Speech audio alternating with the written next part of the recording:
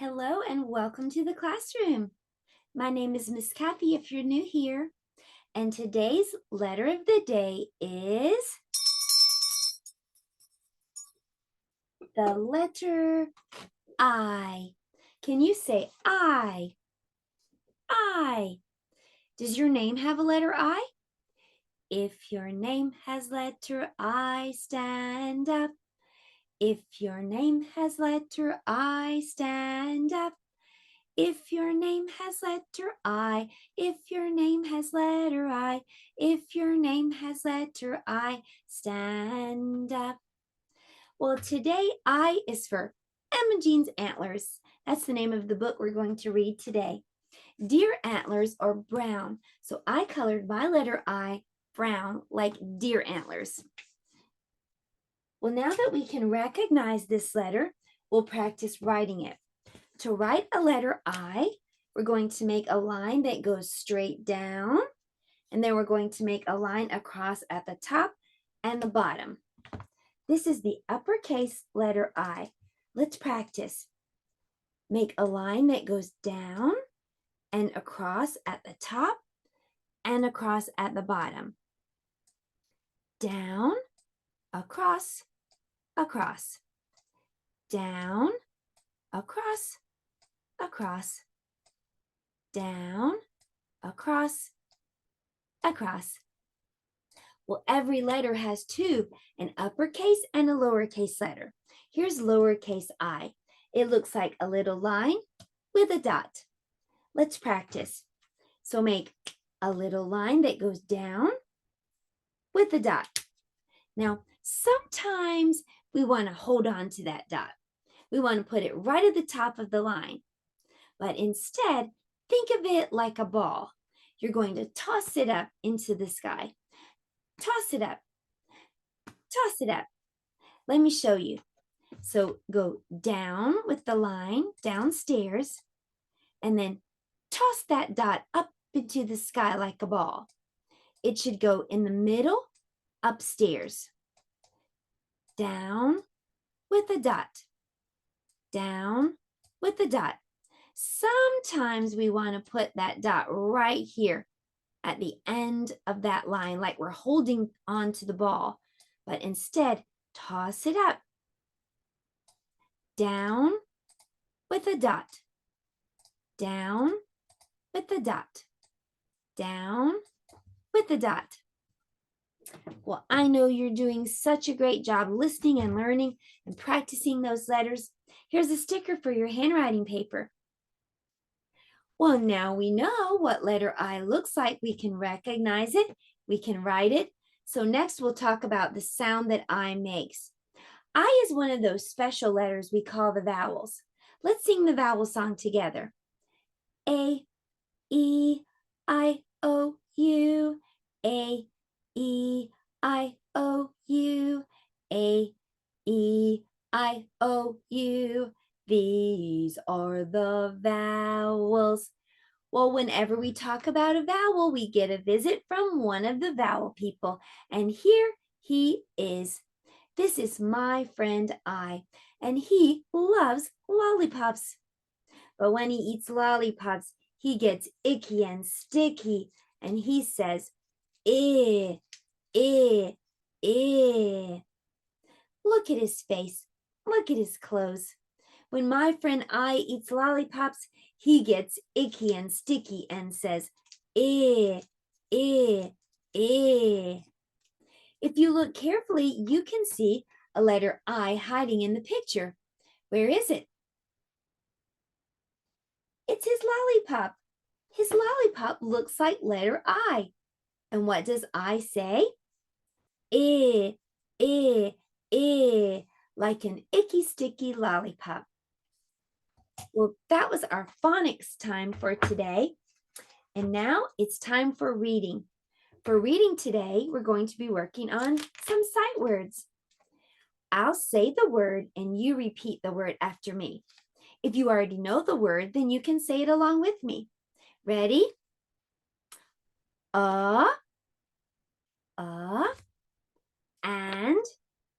And, away, away, big, big. Blue, blue. Can, can. Come, come. Down, down. Find, find. Four, four. Funny, funny. Go, go. Help, help. Here, here. I. In, in. Is, it, it. Jump, jump. Little, little. Look, look. Make, make. Me, me. My, not, not. One, play, play. Red, red. Run, run. Said, said. See, see. The. Three, three. Two, two. Number two, two. Up. We. Where? Where? Yellow. And you. Well, you did a great job today reading all these sight words with me. Now it's time for math. That was all of our letter learning time. For math today, we're still going to be reading. We're going to be working on number words 1 through 10. So if you have this paper, then you can go ahead and cut out all these number words. We're going to move them beside the number form of the word. Here's the number form, and here's the word form.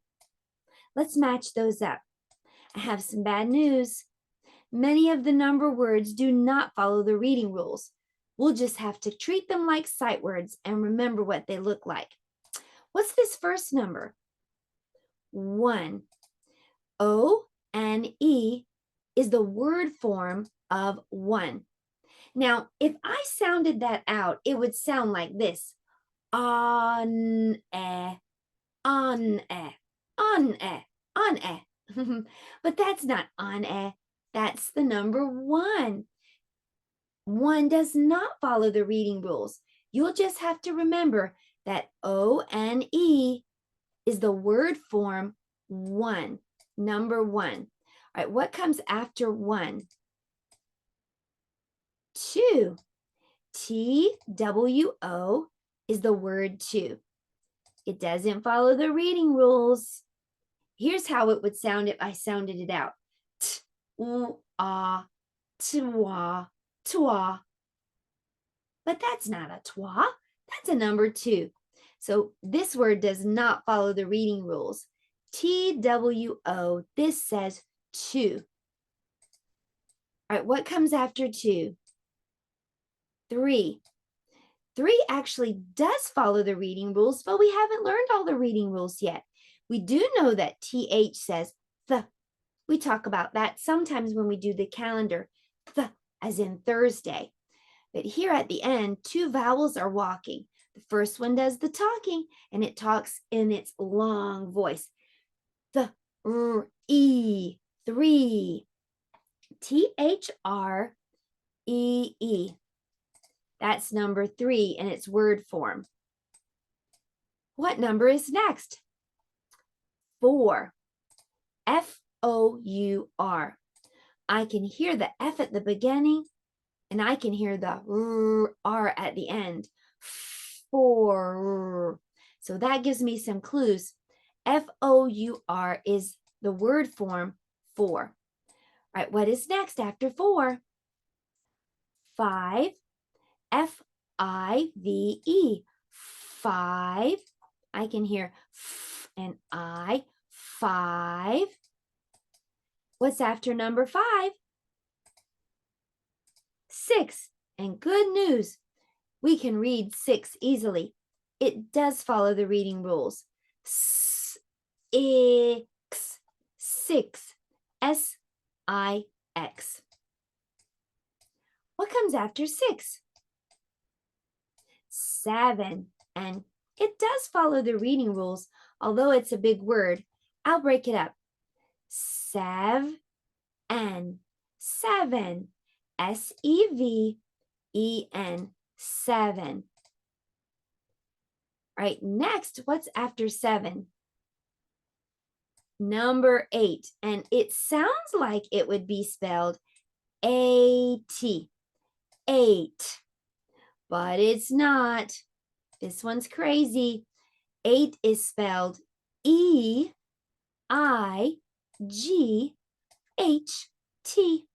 not a letter A in sight. You'll just have to remember this one. 8 is spelled E-I-G-H-T. What's after number 8? 9. And I think you can get this one easily. I hear a N, letter N at the beginning, and I, N, 9, N-I-N-E, 9. Well, there's only one left, so it must be number 10, and we can read it easily.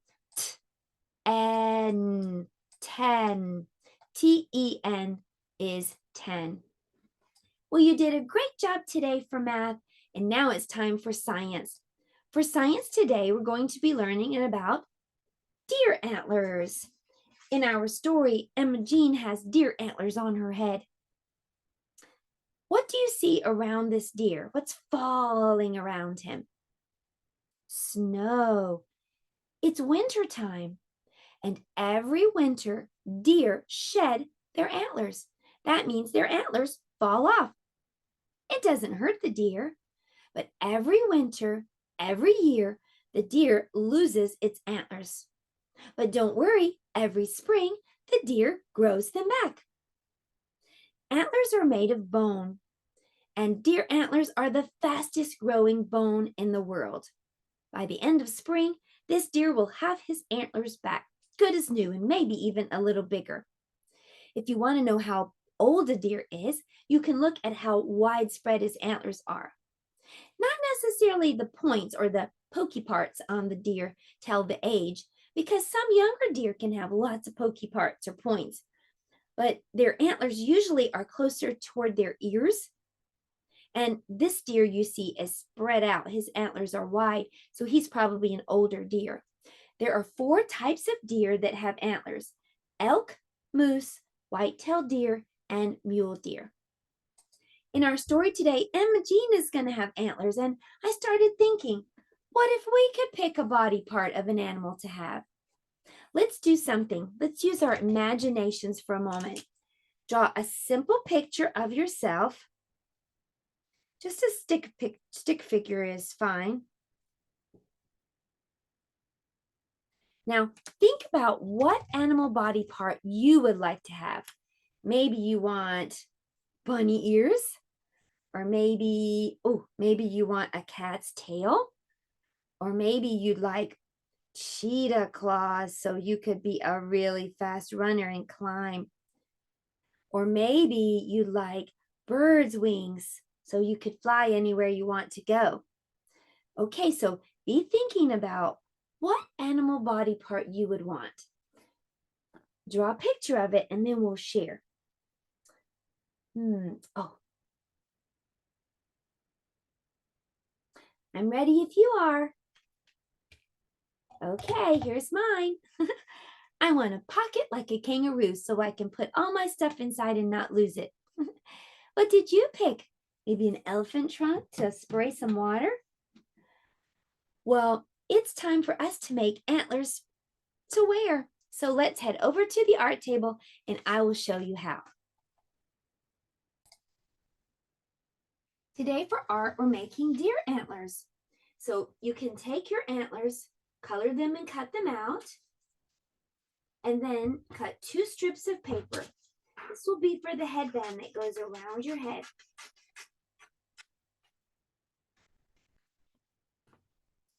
Okay, so we want to connect these two strips together using some glue or tape. And we want to bring the other ends together like a circle.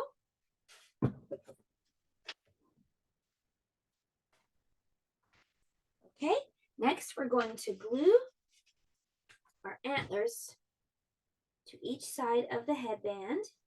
And here's a little tip. Glue all the way to the bottom so that it doesn't flop over when you're wearing it. Okay, so there you have it. We made a pair of deer antlers that we can wear on our head.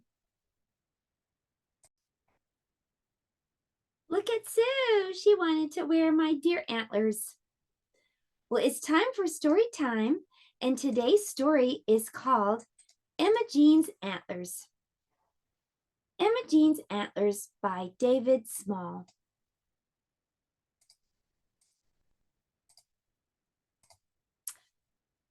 On Thursday, when Imogene woke up, she found she had grown antlers.